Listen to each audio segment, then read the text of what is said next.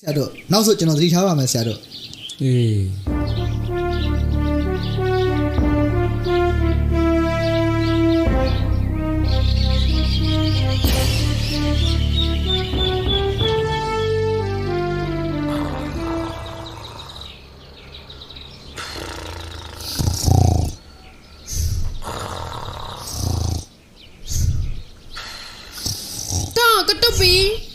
ကတုပီအော်ရှင်တို့ကခုချိန်ထိဇယုံနေကြတော့ပေါ့လေဟိုမှာအိမ်ထဲကိုတခုံးဝင်သွားတယ်ထားကြည့်ကြအောင်တော့အမလေးလေးမြေပုံတက်တာလေးကတုပီသိမ်းထားလို့တော်သေးတာပေါ့တော့ဒါဥချစ်တီတို့လက်ချက်ပဲဖြစ်ရမယ်ဆရာတို့ရလုံးဝသေးကြတယ်ဒါဥချစ်တီတို့လက်ချက်ဒီလူကြီးကအကျဉ်ကောင်းတဲ့လူကြီးမဟုတ်ဘူးဆရာတို့ရ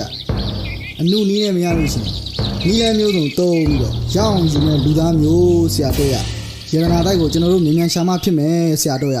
မဟုတ်ရင်သူတို့ကအချိန်ချင်းကြရင်ပို့ဆိုးလာလိမ့်မယ်ဒုနှစ်ယောက်တည်းတွားလို့တော့မဖြစ်သေးဘူးကွာလမ်းခီးရရမ်းကြမ်းတယ်နောက်ပြီးတော့တရားမဲ့ပစ္စည်းတွေကလည်းအများကြီးပဲမဖြစ်သေးဘူးကွာအဲ့တော့ယုံကြည်ရမယ့်လူတယောက်ကိုရှာရအောင်ပါဆရာတို့ပြောဆရာတို့ဟေးဘသူခေါ်နေတာလည်းမသိဘူးအော်ဘသူများလဲမှတ်တယ်စောတင်မောင်ဟိုကွာကဲဘာကိစ္စတော့ဆရာတို့ရင်လာလေးသွားရှာတော့မစို့ဟုတ်လားဆရာတို့အော်အေးငါတို့လည်းအခုပဲအဲ့ဒီကြောင်ပြောနေကြတာလမ်းမှာအဖော်ရအောင်လူတယောက်လောက်ထပ်ခေါ်ရင်ကောင်းမလားလို့ပဲဟုတ်လားဆရာတို့အဲ့ဒါဆိုကျွန်တော်လည်းချင်တယ်ဆရာတို့ရာကျွန်တော်ခိုင်းကြရခိုင်းပါဒါပေမဲ့လမ်းခီးရတော်တော်ကြမ်းနေဆိုကြီးမင်းလက်နိုင်ပါမလားတေချာစဉ်းစားအောင်ပြီးတော့လေလမ်းခီးရတော်တော်ဝေးတယ်တောင်မိုးတောင်တက်တွေကလည်းများတယ်ကွာမင်းလက်နိုင်ပါမလားလိုခက်ခဲလို့ရှိနေပါစေတောရိတောင်တွေဘလောက်များနေပါစေကျွန်တော်မမှုပါဘူးဆရာတို့ကျွန်တော်ကြောင့်ဆရာတို့ဒုက္ခမများစေရပါဘူးအေးအဲ့လောက်ဒီဆန္ဒပြင်းပြနေမှတော့လေငါတို့တွေမနှက်ဖြံအောင်ပဲခရီးစထွက်ကြတာပေါ့ကွာဟုတ်ပြီလား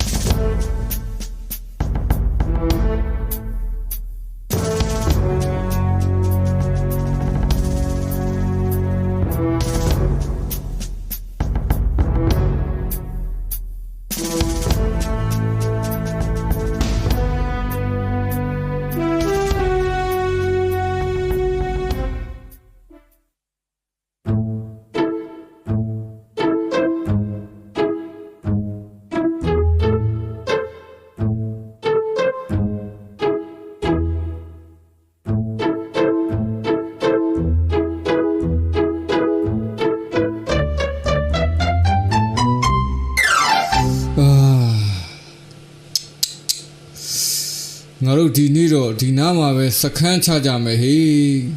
ခိုင်လည်းနာလာပြီ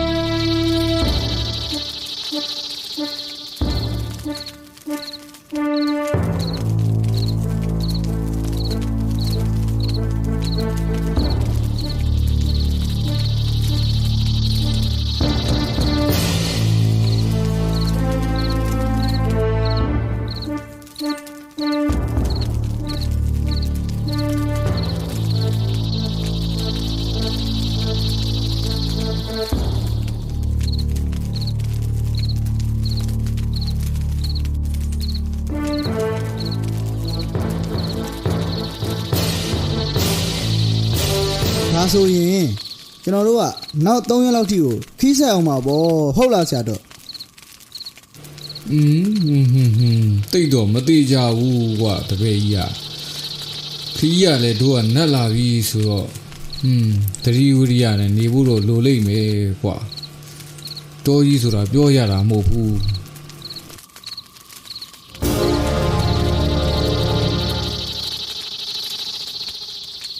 ဟာစိုးတယ်မောင်နာမှာဘာကောင်ကြီးလဲဟာ ဟာပြင်းငွေကြီးဗျ အမလေးကဲပါဦးဆရာတို့ဘာကောင်းကြီးလဲမသိဘူးဗျာ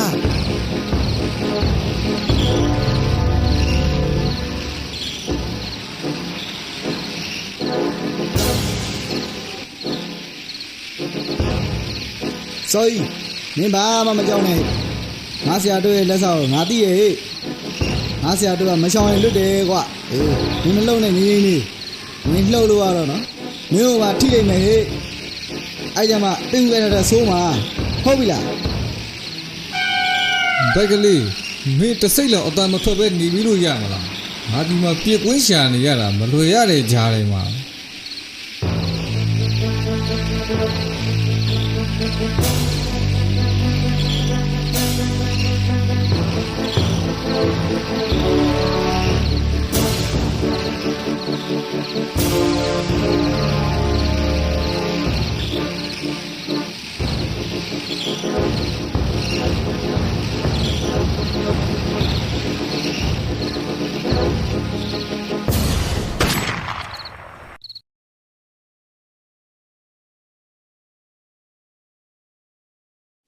တော်သေးတာဗောဆရာတို့ရာဆရာတို့ကဲပေးလို့တာပဲ ဟာအမလီဒီကောင်ကြီးကဘယ်ကနေဘလို့ရောက်လာတော့ဆရာတို့ရစင်းတော့စဉ်းစားစရာပဲအင်း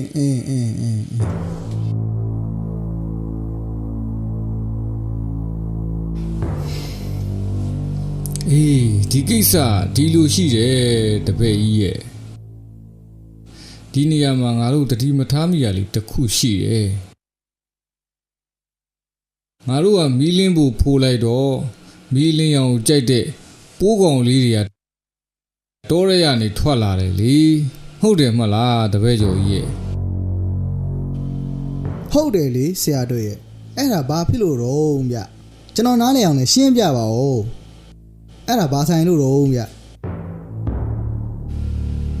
အေးလေအဲ့ဒီတော့ပိုးပလန်လိုကောင်မှုတွေကိုကြိုက်တတ်တဲ့ပင့်ငူကြီးရလဲတောရဲရနေထွက်လာပြီးငါတို့ရှိတဲ့ဒီမီးအလင်းရောင်နားကိုရောက်လာတာဗောကွာဟုတ်တယ်မလားတပည့်ကျော်ကြီးရဲ့ ဟာဆရာတို့ဟိုးတောင်တောင်ခလန်းလန်းလေးမှာမီးအောင်လေးတစ်ခုတွေ့တယ်ဆရာတို့ဘယ်သူနေလဲတော့မသိဘူးဗျ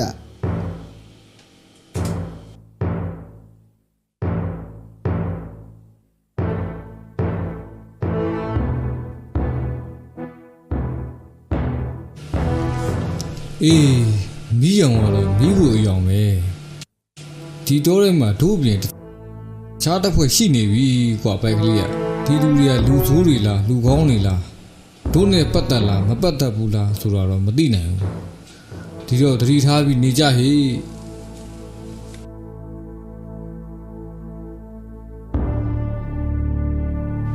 ဟုတ်ကဲ့ပါဆရာတို့စိတ်ချပါဗျ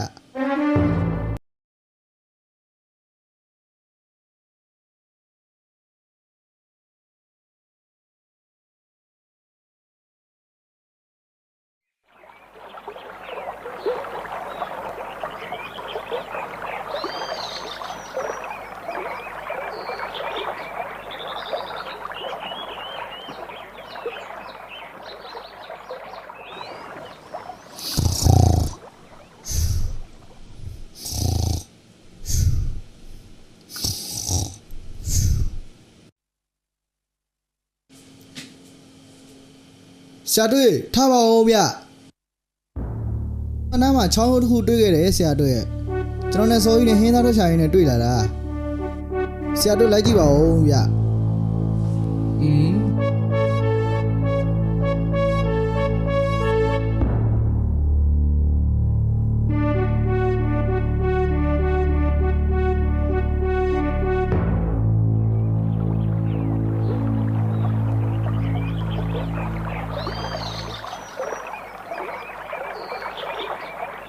တွေ့တယ်မလားဆရာတို့ကျွန်တော်တို့ဖောင်လေးတစ်ခုတော့ပြလိုက်တော့ပို့ပြီးတော့အဆင်ပြေမယ်ဆရာတို့ရဲ့ ဒီချောင်းယူအတိုင်းသာငါတို့ဆက်သွားနိုင်မယ်ဆိုရင်တော်တော့ခီးပေါက်လိမ့်မယ်ထင်တယ်ကွာ မှန်တာပေါ့ဆရာတို့ရဲ့ဖြစ်တင်တာပေါ့ဗျာ ဟာဆရာတို့ဟိုးရှင်မှာတခုမျောလာတယ်ဗျတစ်ဖောင်မျောလာတယ်ထင်တယ်ဗျ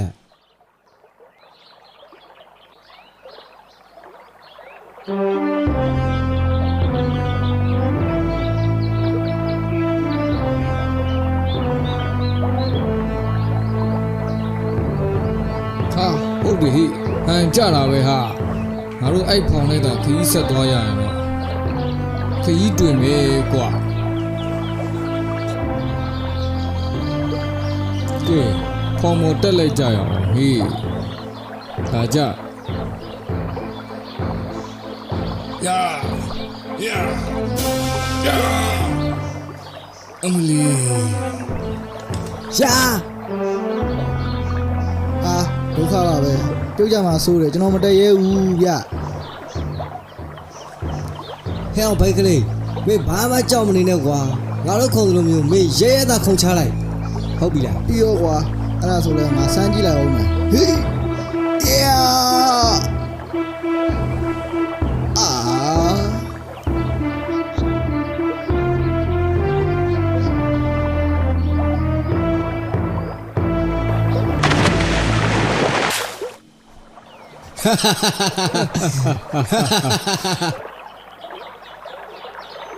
ဘယ်နဲ့ဖြစ်တော့ဘိုက်ကလေးရမင်းနဲ့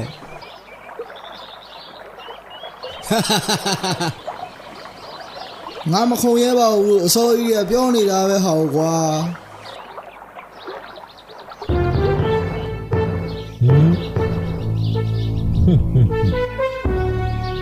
ငါထင်တာမမှားဘူးဆိုရင်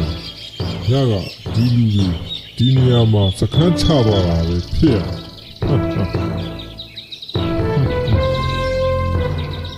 ဒီရှင်ရလည်းကြံနေပြီ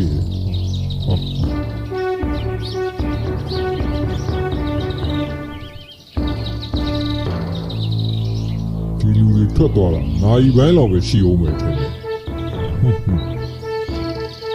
မှန်ကန်မာရီမြတ်တယ်တော့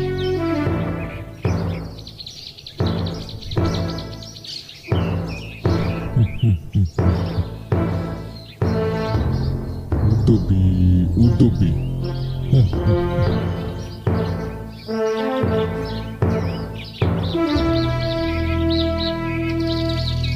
ခင်ဗျာကျုပ်လက်ကနေလွတ်မယ်ထင်နေတာဝူဗျာ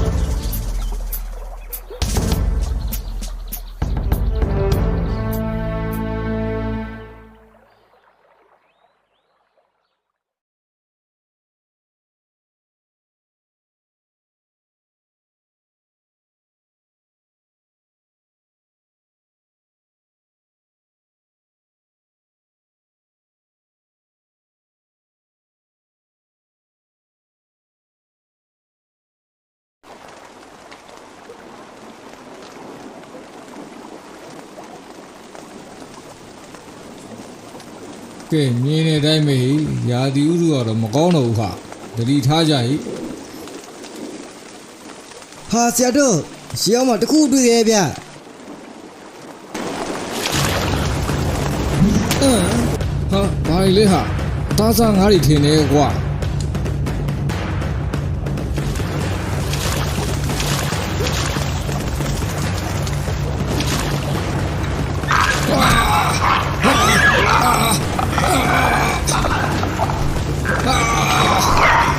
ဘာလဲ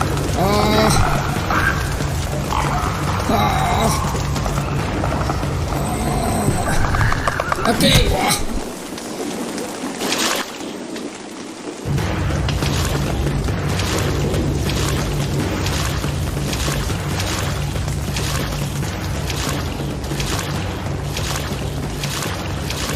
ဒီကောင်ကြီးကတော်တော်ဆိုးတာပဲကွာ ဟုတ်တယ်ဆရာတို့က မလောက်သား ဒီကောင်လေးတော်တော်တရားမလို့ ပြီးတယ်မှလည်း ဒီကောင်လေးကိုတနည်းမဟုတ်တနည်းနဲ့တော့ပညာပြန်ပြီးတော့ပေးမှဖြစ်တော့မယ်ဆရာတို့က တွေးကြ ဆော့ပြားဆရာတို့ချပြား ရင်းတို့ကတော့ကဲကွာ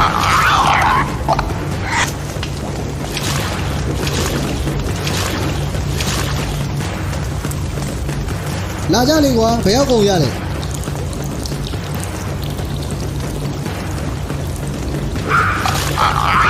ကဲကွာ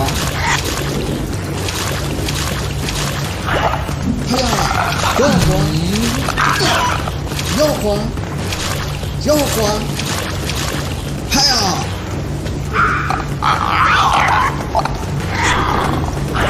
ကဲကွာသွားတယ်စောတယ်မောင်ကြီးဒီကောင်ကြီးရမ်းများလာပြီကွာဒီကောင်လေးနဲ့လွတ်ရအောင်မြန်တောင်းမှဖြစ်တော့မယ် ဟုတ်ကဲ့ဆရာတို့ မြန်တော်တော့စောတယ်မောင် လေကငြိမ်နေတော့ဖောင်းမပြေဘူးဖြစ်နေတယ်ဆရာတို့ အေးဟာအေးကွာအေး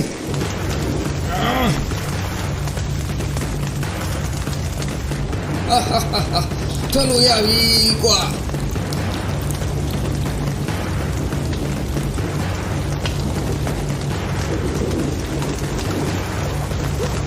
တော်သေးတော့ပေါ့ကွာဒီကောင်တွေနဲ့လွတ်ရအောင်ထွက်လာနိုင်ခဲ့လို့နေမှုဆိုတော့ဒီကောင်တွေနဲ့တော့မလွယ်ဘူးဟေး ဟုတ်ပါဆရာတို့ရေ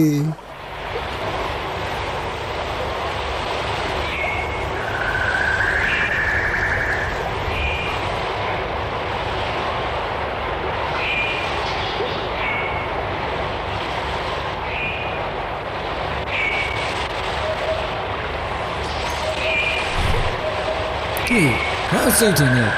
လေရတော်တော်လေးမြန်လာတယ်လို့ပဲကွာဒီစည်းတန်လာတယ်လို့ပဲကွာ ဟာ နော် ပါပြီဆရာတို့ရေကိုကျိုးတော့နေပြီဗျရှေ့မှာရေတကူကြီးဗျဘယ်တော့လဲဟင်း ဟာဒုက္ခတော့ရောက်ပြီဟေးစိုးတယ်မောင်နိုင်ရောပြန်ပြောတော့ဟာ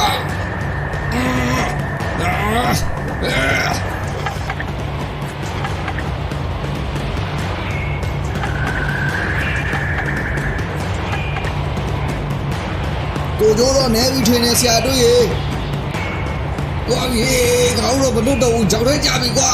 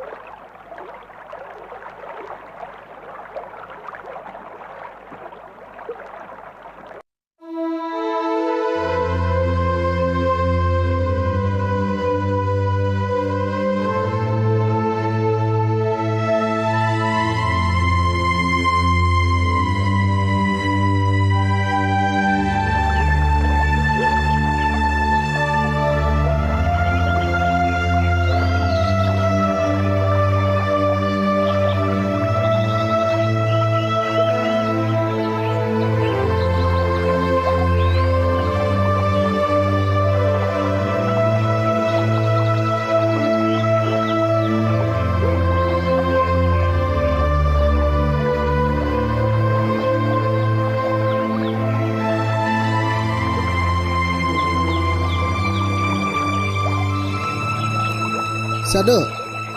ဒီရပြီလားဆရာတို့ရဲ့တော်သေးတာပေါ့ဆရာတို့ရဲ့ကျွန်တော်ကဆရာတို့နှစ်ယောက်ကိုရေကြီးရဲ့ကိုတခါတည်းမျောပါသွားပြီလို့ထင်နေတာဗျတော်သေးလို့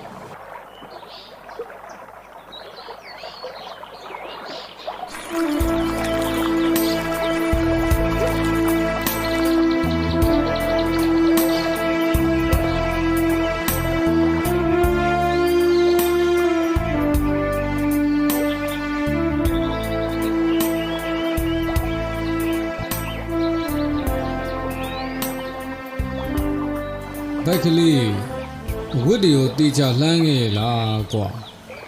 ဟုတ်ကဲ့ပါဆရာတို့ရဲ့တေးသေးချာကိုလှမ်းခဲ့ပါတယ်ဗျဆရာတို့ကိုတပည့်ကျော်ကြီးဘိုက်ကလေးတီးကျင်တာလေးတစ်ခုလောက်ရှိလို့နည်းနည်းတော့မေးလို့ရမလားဆရာတို့ရဲ့ ဘာများမေးစရာရှိလို့တော့ဘိုက်ကလေးမေးလီကွာ အခုလိုတက်ဆုဆန်ဖျားယရနာတွေရှာပြီးတော့ရလာလို့ရှိရင်ဘာများလုပ်မလဲလို့ အေးအဲ့ဒီယရနာတွေရလာရင်တော့ရက်ကျိုးရွာကျိုးနဲ့တာသနာကျိုးအတွက်ကိုအသုံးချရမှာပေါ့ ကျွန်တော်ကရွာတောင်ပိုင်းကပူဆွဲမိကိုရွှေတစင်စာနဲ့တင်တောင်းပါဆရာတို့ရဟဲ့ဟဲ့ ကျွန်တော်ကလည်းရွှေတစင်စာနဲ့ရွာမြောက်ဘက်ကရွှေမီကိုတင်တောင်းမယ်ဆရာတို့ဟဲ့ဟဲ့ဟဲ့ ကျွန်တော်ကလည်းရွာလေပိုင်းကဂျမ်းမုံကိုလည်းယူမယ်ရွာမြောက်ပိုင်းကမီးပုတ်ကိုလည်းယူမယ် ကျွန်တော်ကအရှိပိုင်းကပူတူးကကိုလည်းယူမယ်ရွာနောက်ဘက်ကမီးကိုလည်းယူမယ်နောက်ပြီး သမီးလှ ကျေ လေး းစိန်ကိုလည်းယူမယ်တူစာကိုလည်းယူမယ် ပြီးတော့အေးတောင်းကိုလည်း ပူ ယူ တူးက မယ် ကိုလည်းယူမယ်ရွာနောက်ဘက်ကမီးကိုလည်းယူမယ်နောက်ပြီးတူစာကိုလည်းယူမယ်ရမင်းကိုလည်းယူမယ်ကိုလည်းယူမယ်ဗျာမအုပ်ကြီးကိုပါယူမယ်ဗျာ ဟစ်ကောင်လေးတော်တော့ပြီတိတ်ကြစမ်း ကျွန်တော်တို့ကရီမန်းချက်တွေကိုအကြီးတွေထားထားလို့ပါဆရာတို့ရဲ့ဟဲ့ဟဲ့ မင်းတို့ဟာကမုတ်စီကျော်ကဘယ်နားနေမှမသိသေးဘူးနှခမ်းအနာနဲ့တဲ့ပါမလားဆိုတာဖြစ်နေပြီကွာအခုကယရနာတွေကဘယ်နားနေမှန်းတော့မသိသေးဘူးမင်းတို့ကမိမတွေတလေကြီးယူကိုစဉ်းစားနေဟွန်းငါမပြောလိုက်ချင်ဘူးမင်းတို့ကောင်းတယ်ကဲခရီးဆက်ထွက်ဖို့ပြင်ကြတော့ဟွန်း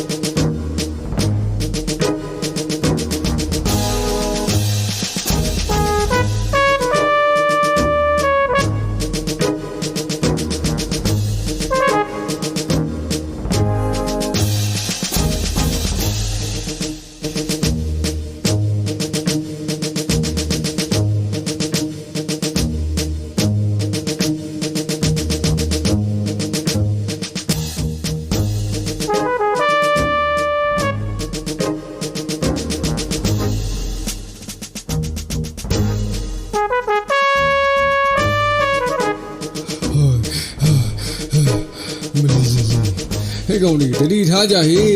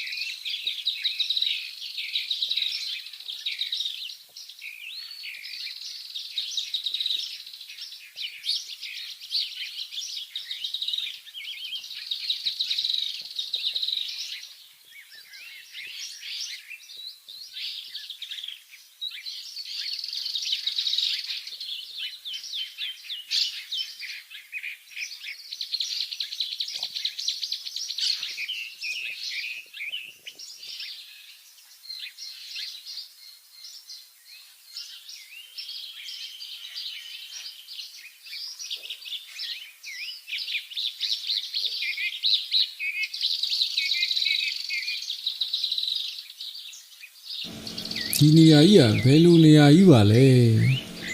ရှေးဟုံဆင်းလူတော်ရော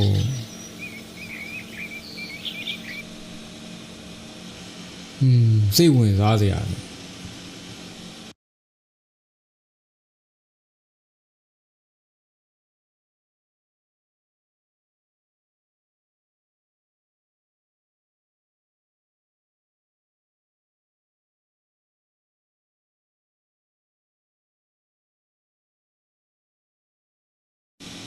ကဲဒီမှာခဏနားကြမယ်ဟေး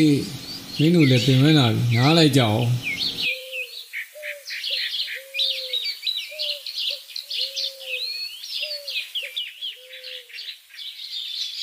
ဆရာတို့ဒီညကြီးကြည့်ရတာတမျိုးကြီးပဲဗျရှင်းအောင်နေမြေကြီးကြနေရပဲဆရာတို့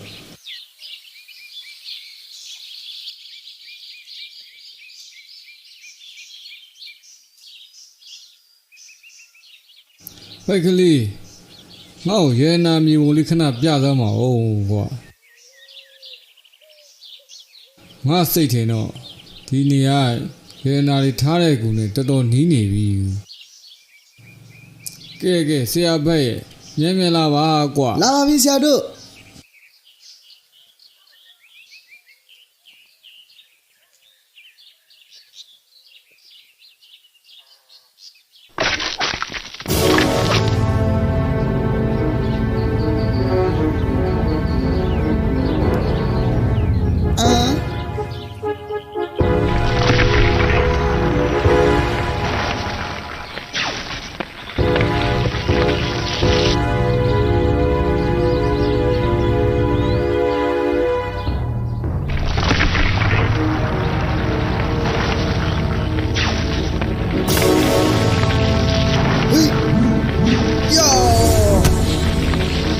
နိုင်ငံကျော်တွတ်ပြရတဲ့ဘက်ဘိုက်ကလေးကိုဒါမျိုးလာဆန်းလို့တော့ဘယ်ရမလဲကွာတေသွားမှာပေါ့ ဒီအပင်ကြီးကဘာပင်နေပါလဲ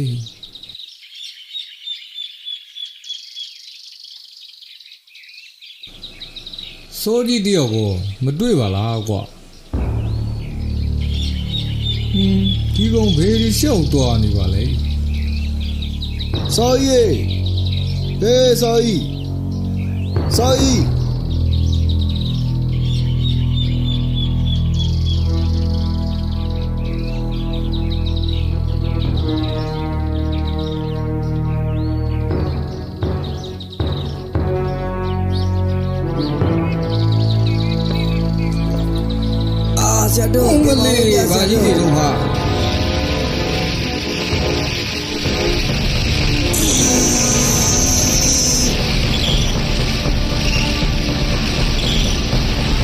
ဟေး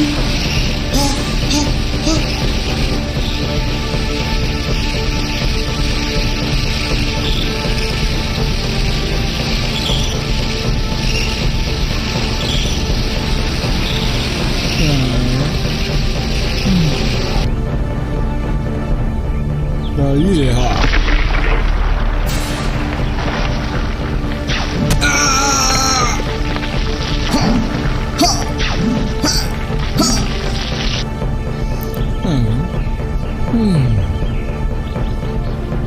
ဟာဒီကောင်လည်းမဖြစ်တော့ဘူးဟာ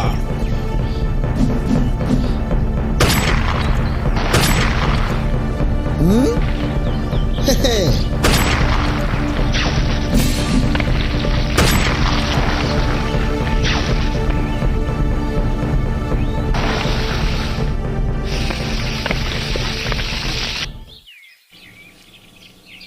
မင်းတို့ပစ္စည်းမြန်သိမ်းတော့ဒီနေရာကနေမြန်သွားမှဖြစ်မယ်အန္တရာယ်ရှိတယ်ကွာ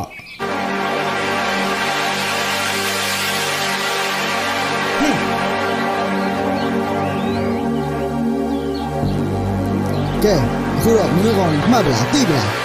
ဘာကောင်လည်းမသိဘူးကြောက်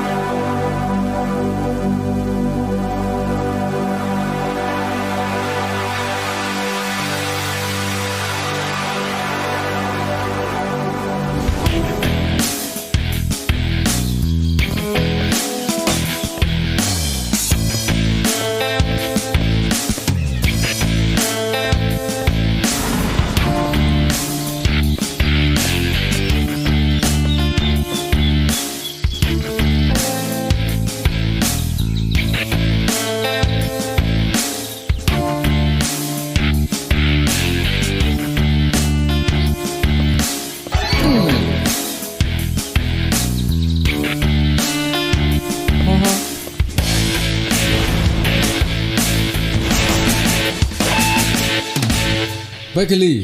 ငါစီကိုမြေပုံယူခဲ့သမ်းမအောင်ကွာဒီကူကရတနာမြေပုံနဲ့ကူပဲလို့ငါထင်နေတယ်ကွာ ဟုတ်ကဲ့ဆရာတို့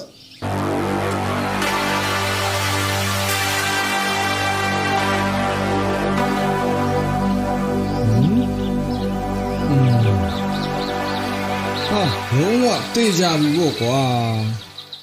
ဒီကူဟာငါတို့ရှာနေတဲ့ကူအစ်စ်ပဲအခုလို့စိုက်စိုက်မြက်မြက်ကြီးတွေ့တော့ငါတို့ပင်မအကျိုးကြီးနှက်တော်မယ်ထင်တယ်ကွာ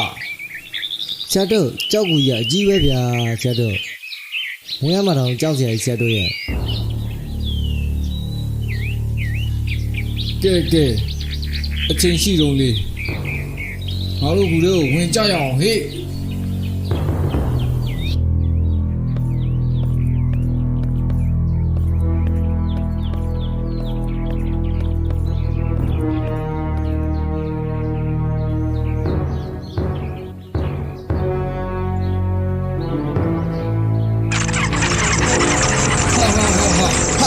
ဟာလေးရနားကဆရာတို့ကဘာကောင်းနေလဲဗျ ဘူအောင်မြတ်တွေပါကွာဘက်ကလေးက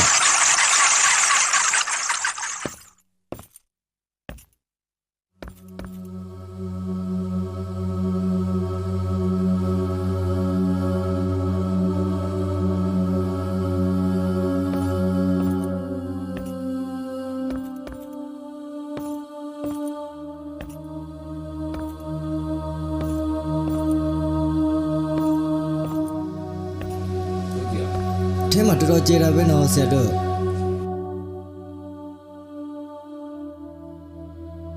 တတိဝရိယတော့ထားကြဟေ့အထဲမှာအကောင်ပလောင်တွေရှိနိုင်တယ်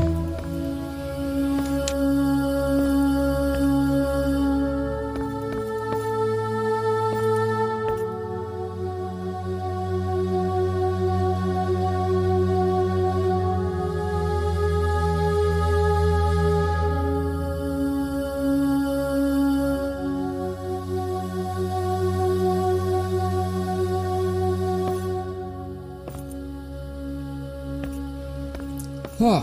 ရှေ့မှာကြောက်ကြီးပါလားဟာဒုက္ခတော့ရောက်ပြီထင်တယ် ဟုတ်တယ်နော်ဆရာတို့ကြောက်ကြီးကအနက်ကြီးပဲဆရာတို့ရ တခြားနေရာလေးပါလေရှာကြည့်ကြသမ်းမအောင်ကွာ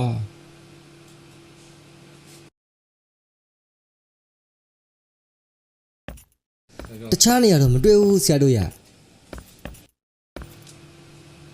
ငါတို့ဒီတုံးပေါ်ကတော့မသွားနိုင်တော့ဘူးကွာ ဘယ်လိုပဲဖြစ်ဖြစ်ပေါ့ဆရာတို့ရဲ့ကျွန်တော်ကတော့အဲ့ဒီတုံးပေါ်ကနေရအောင်ဖြတ်ပါဗျာဘာအခက်ခဲတွေပဲရှိရှိ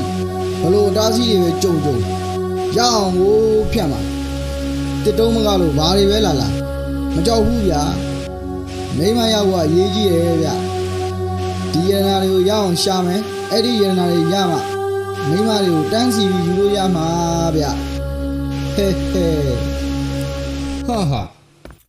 ဘိုက်ကလေးဘလို့ဖြစ်သွားတာလဲတော်တော်တက်တီကောင်းနေပါလားဟာ ဟုတ်တယ်ဆရာတို့ဒီကောင်ဘလို့ဖြစ်သွားလဲမသိဘူးဆရာတို့ ဒီကောင်မိမတော်တော်လိုချင်နေပုံရတယ်ကွာ ဘာမှကြောက်မနေကြပါနဲ့ဗျာ အေးလေဒီလောက်ထိစိတ်အားထက်သန်နေမှတော့လေဒီတုံးပေါ်ကပဲဆက်သွားကြတာပေါ့ကွာဟုတ်ပြီလား ကောင်းတယ်ဆရာတို့ရာဒီလိုပဲဖြစ်တင်တာပေါ့ဗျာ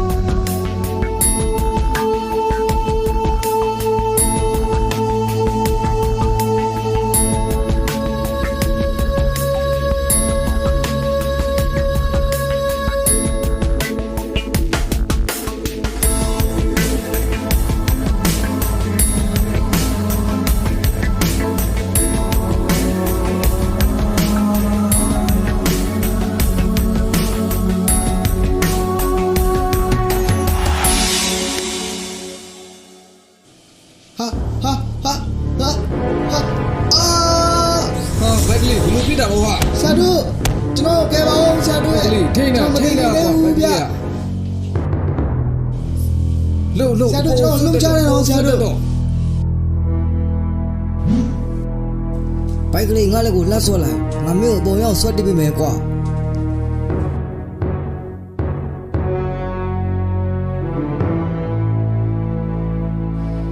တော်သေးတာပေါ့ဘိုက်ကလေးရာကန်တီပြီလို့ပေါ့ကွာအောက်ကိုပြုတ်ကြလိုက်လို့ကတော့ဒီချိန်မှာအယိုးတခြားအသားတခြားဖြစ်နေတော့ပြီစိုးတင်မောင်လည်းရှိနေလို့တော်သေးတာပေါ့ကွာ ဟီး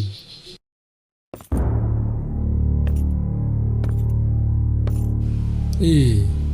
မြေပုံထဲကအတိုင်းဆိုရင်တော့ဒီကူထဲကကြောက်နိုင်ရန်တခုမှ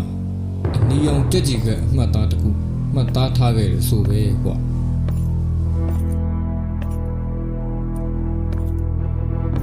အဲ့ဒီအမှတ်သားကိုတွေ့အောင်ရှာကြဟေ့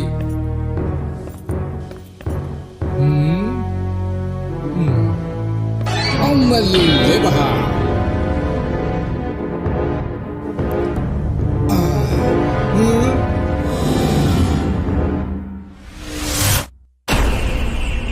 အမလေး ဟာဆရာတို့ဘာဖြစ်လာတော့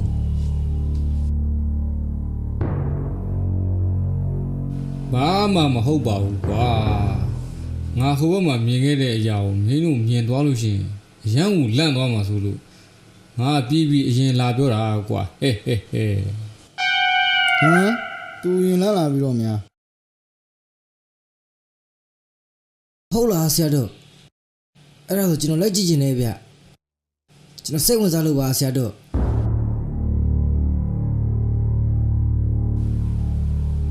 အေး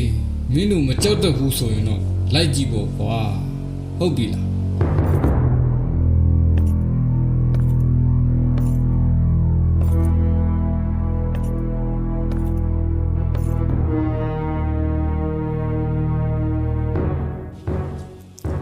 ဒီလောက်လူမနီးတဲ့ဒီကူရင်းမှာ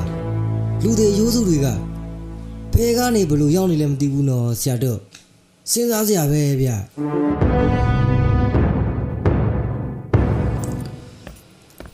အေးဒီကိစ္စနဲ့ပတ်သက်ပြီးတော့ငါကြားဘူးတာတခုတော့ရှိတယ်ဂျပန်ခေတ်ကငါတို့မြန်မာနိုင်ငံမတရားယူသွားတဲ့ရတနာတွေကိုမြန်မာချွေးတက်သားတွေနဲ့မတရားတည်ခိုင်းပြီးတော့လူသူအရောက်ပေါက်နေတဲ့နေရာတွေမှာမြုပ်နှံခဲ့ကြတယ်ကွာ အော်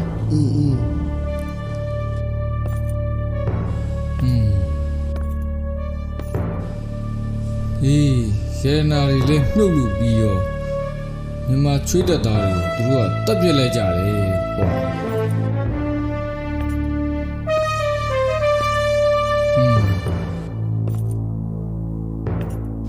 လက်စဖြော့ပြလိုက်တဲ့သဘောပေါ့ကွာ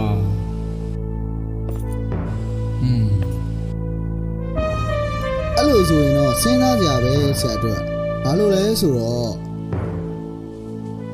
ဒီလူတွေကိုဒီနားမှာတက်ပြီးထားခဲ့တာဆိုတော့ရတနာတွေကိုလည်းဒီနားမှာပဲမြုပ်ထားခဲ့တာဖြစ်နိုင်တယ်နော်ဆရာတို့ဟုတ်တယ်မလား အေးဘက်ကလေးပြောတာမှန်တယ်သဘာဝကျတယ်ဖြစ်နိုင်တယ်ကွာရတနာမျိုးထဲမှာပါတဲ့အမှတ်သားဟာဒီနီးနာပတ်ဝန်းကျင်မှာပဲဖြစ်ရမယ်ကဲရှာကြကွာ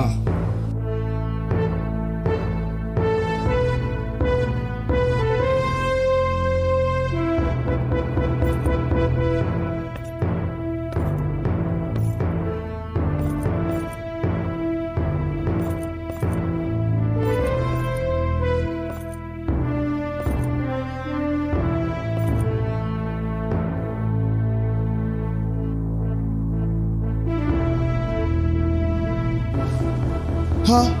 ဒီမှာအမှတ်သားတစ်ခုပါလား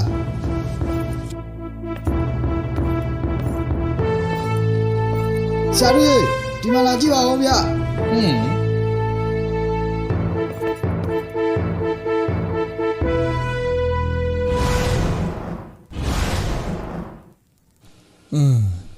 ဒီအမှတ်သားရတနာမြေပုံထဲကအမှတ်သားလားဆိုတာကြည်ဦးမှာပဲဟာတေးကြပြီ ဒီအမှတ်သားရတနာမြေပုံနဲ့ကအမှတ်သားပဲကွာဒီအမှတ်သားကနေခြေလန်း9လမ်းမြောက်မှာရတနာတွေကိုမြုပ်ထားတယ်တဲ့ကွာ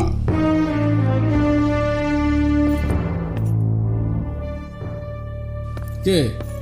ခြေလန်း9လမ်းမြောက်နေရာမှာတူးမယ်နော်ဟုတ်ပြီလားမင်းတို့အသိမြင်တာကြတော့ဟေ့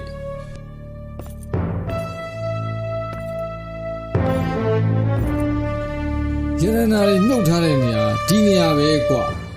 ကဲတူးကြတော့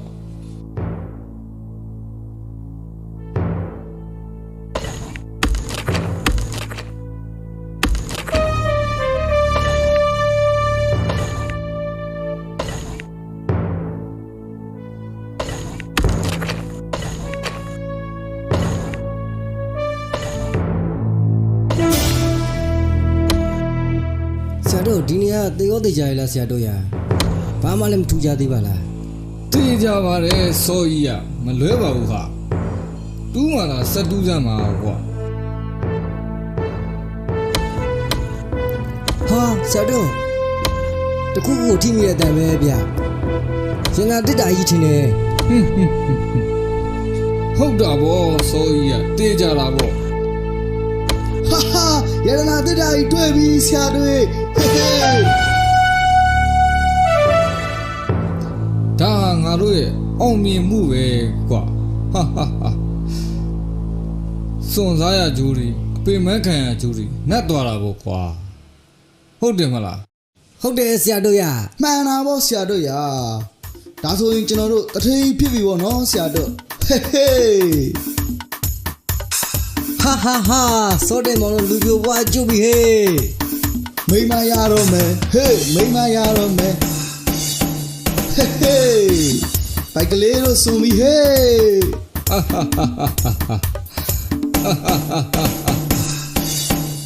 ဒါလုံးကြပါဟာမင်းတို့ကလည်း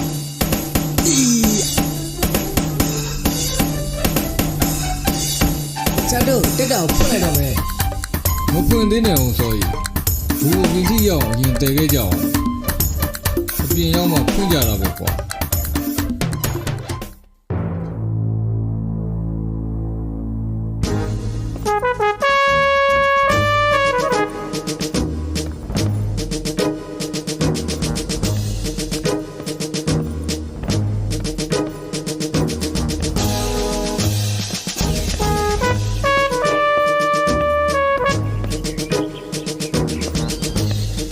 အဲ့နေရာမှာရက်လိုက်ပါကိုတို့ အမ် ဒီလို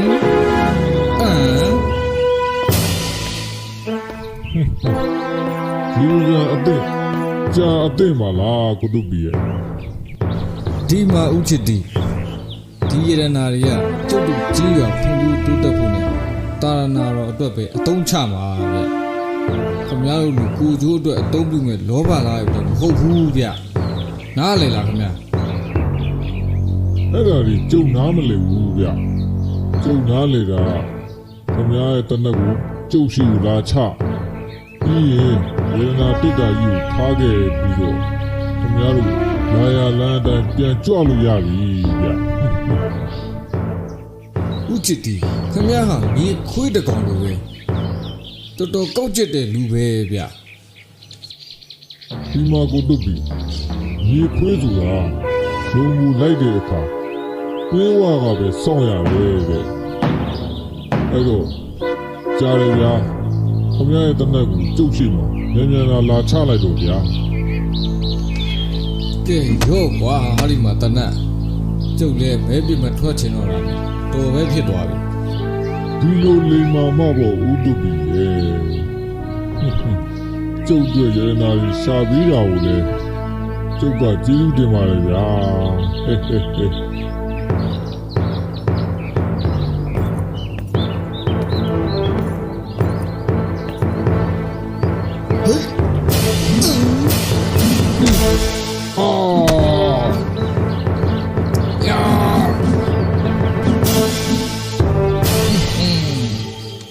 ဦးတုပီကျုပ်တောင်းပန်ပါတယ်ဗျာကျုပ်မှားပါတယ်ကျုပ်မတတ်ပါနဲ့နော်ဦးတုပီ ဥချစ်တီခမညံများမယ်တော့မကြံနဲ့တော့ခမလှုပ်တာနဲ့ခမခေါင်းထဲကအုံနှုတ်တည်း တစစီပြင့်ထွက်သွားလိမ့်မယ်ဗျကဲစောတင်မောင်နဲ့ဘိုက်ကလေးသူတို့စီကလက်နက်တွေတင်းလိုက်တော့ကွာ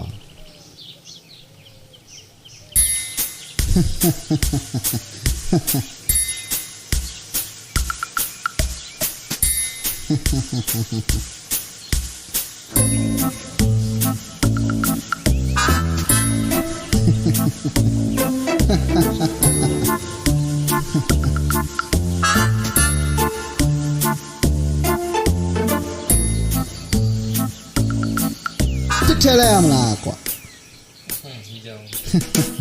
မကြောက်ပါနဲ့ကွာ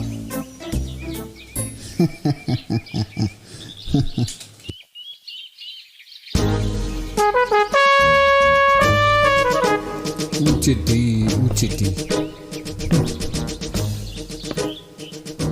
ခမရကြုတ်ကြုံကောင်းအောင်မသိသေးမယ်တူလေကျုပ်ရိုးမှတော်တယ်မှာတောကောင်ကြီးဘယ်နှကောင်ဖမ်းခဲ့တယ်ခင်ဗျာသိကြောက်ကြဘူး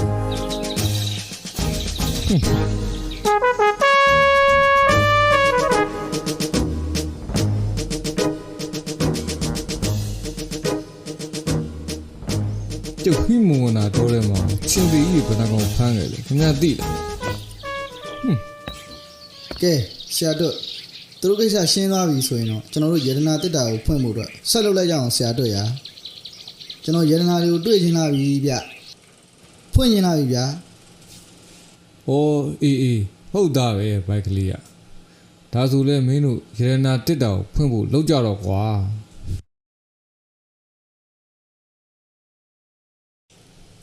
ဒီကြောက်တုံးနဲ့ပဲထုရမှာပဲ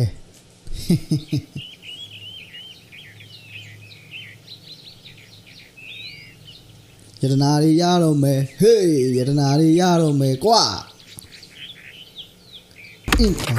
ကဲကွာပွင့်လားမပွင့်ဘူးလားထုကွာဟာကလေးတော့အစင်မပြေတော့ဘူးဟေးမရဘူးဆရာတို့ဟုတ်တယ်မင်းဖွင့်ကြည့်စမ်းမအောင်ဟာကိုင်းကွာဟာဆရာတို့တက်တာကြီးပွင့်သွားပြီဗျဆရာတို့ရဟဲ့ယတနာတက်တာငါပဲပွင့်ဟာဘိုက်ကလေးကဖွင့်မှာဟာမင်းမင်း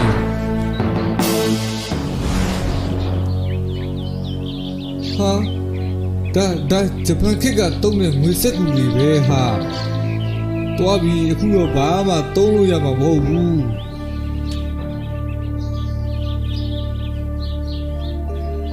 ဟီးတွားပြီဗျာဒီတက်တော့မိမမရတော့ပါဘူးဗျာဟီးသမီးသားတော့လူပေါင်းပါပြီဗျာဟီး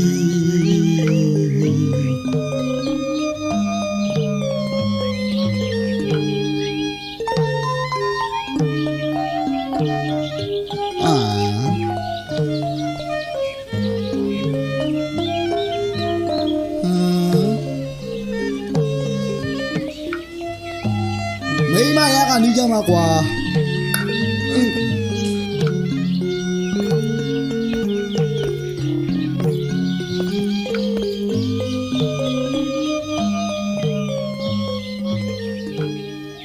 ကျုပ်လည်းအမားတွေအများကြီးလုပ်ခဲ့ပြီးပါလေကိုတုပြီဒီဘာမဟုတ်တဲ့ငွေစက်ကူတွေကိုလောဘတော်တက်ပြီးလို့အမားတွေအများကြီးပြုလုပ်ခဲ့ပြီးတယ်အဲ့ဒီတော့ပြီးတဲ့ပြစ်ကိုလည်းခံယူရမယ်ရာကျုပ်ရဲ့ဒီနေ့ကံမကောင်းပါလားဗျာ